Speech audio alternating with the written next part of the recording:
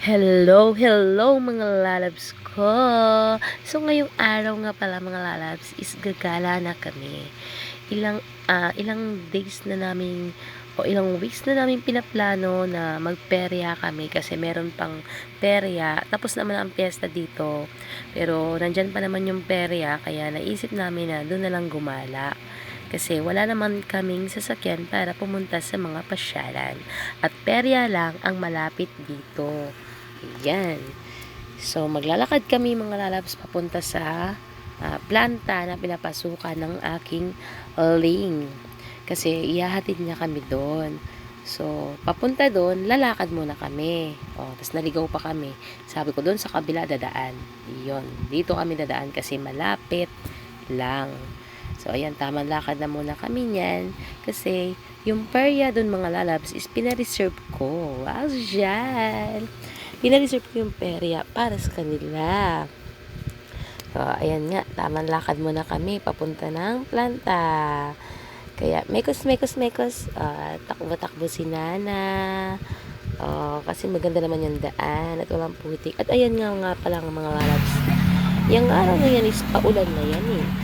So, nag-aalangan talaga kaming tumuloy kasi parang babagsak na ang malakas na ulan. Tapos wala pa kami mga dalang payong, kundi isa lang ang payong na dala namin. So, ito na nga mga lalabs, hindi ako nagkamali.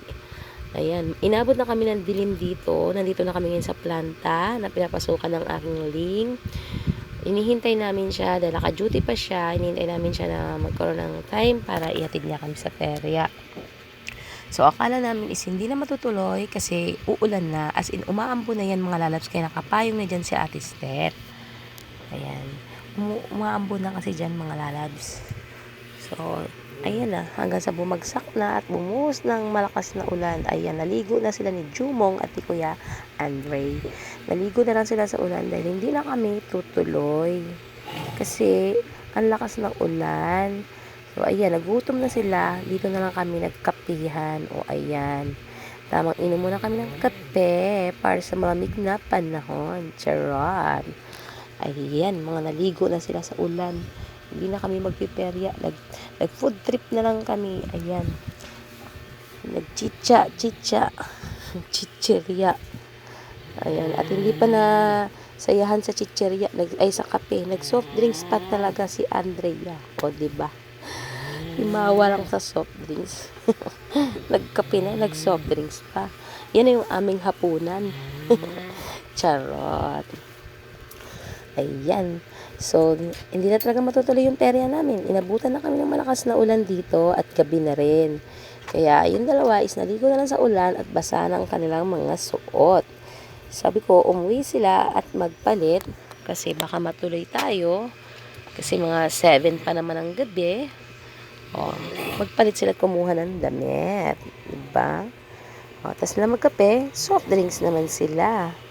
So, habang hinihintay namin si Daddy, na ihatid na kami, ayan, tamang laro muna sila ng basketball.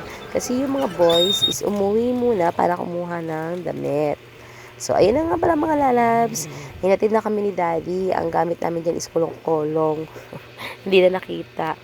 So, andito na kami mga lalabs sa perya. Nakita nyo ba yan?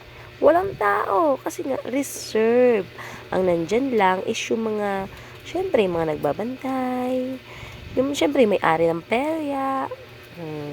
Reserve yan eh. Pina-reserve ko talaga yung malaking perya na yan para sa kanila. Diba? Walang tao. Ang saya. So, ayun ang mga lalabs yung dalawa. Magpipicturan sila habang si Nana abalang-abala sa duyan. Swing.